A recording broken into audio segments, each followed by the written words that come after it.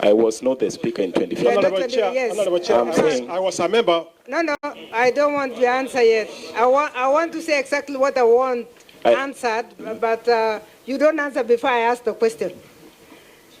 My question was, in 2015, the Gazette notice was very specific.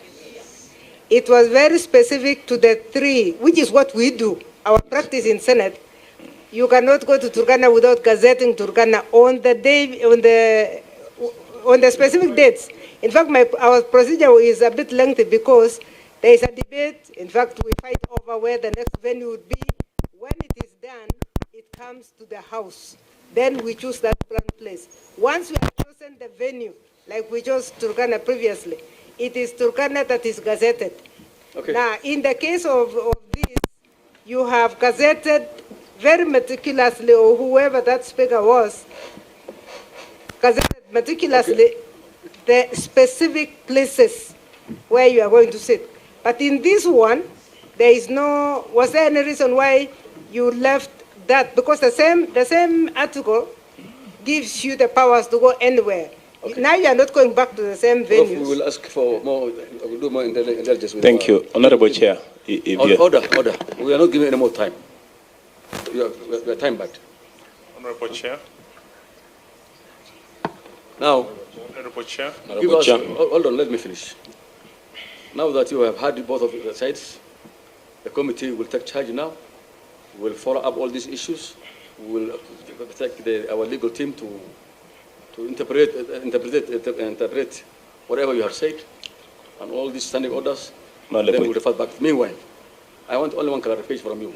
Thank you. One. Thank you. Nyamira. Yes. No, I want one thing. Were you a member of the county assembly before? Now? Yes, I was serving my third term. Third term? Yes. Now, have you assumed to be the speaker? Yes. Did you resign?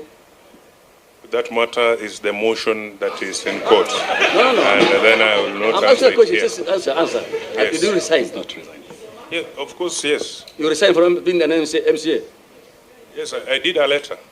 And wherever I did with it. I want you to say yes or no. You are still an MCA. Until the IPC declares all yeah. But I did a letter. Through the chair. Okay, we'll interpret. Through the chair.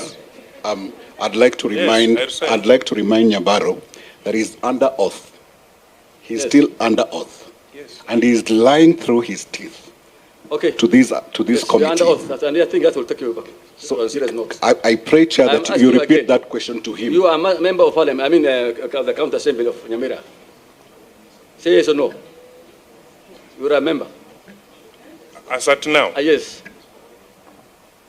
Yes, because I'm a that's member. it. Because order. You know, under Section County Government Act, Section 7B, that will be done by our team. A speaker is a member, an ex officio. No, you are an elected member of the assembly. Elected member or nominated? Elected. Specifically, Karenya what? Okay. Have you been a member of, any one time or now? Were you a deputy speaker? Deputy speaker, yes. Before you resumed this one? Yes. You were a deputy speaker? Yes. Okay. Yes. And then after that, acting speaker. And now? Yeah. Not acting? And now elected as a speaker. Okay. Yes. And then you are still an MCA? I did a resignation. Okay. We will interpret that one. Okay. Through the chair. The question whether they forwarded it or not. Through the chair and through your legal team. Parting shot, Honorable Chair. Chair. There is no party shop. Chair, we have time back. There is a matter. Honorable Chair, if I can't say this. Mine was not answered. I was told the mace is. People shouted and said we are here. Yes. I wanted to know from the sergeant at arms. From the sergeant at arms. From the sergeant at arms that the mace has always been with that camp. Yes.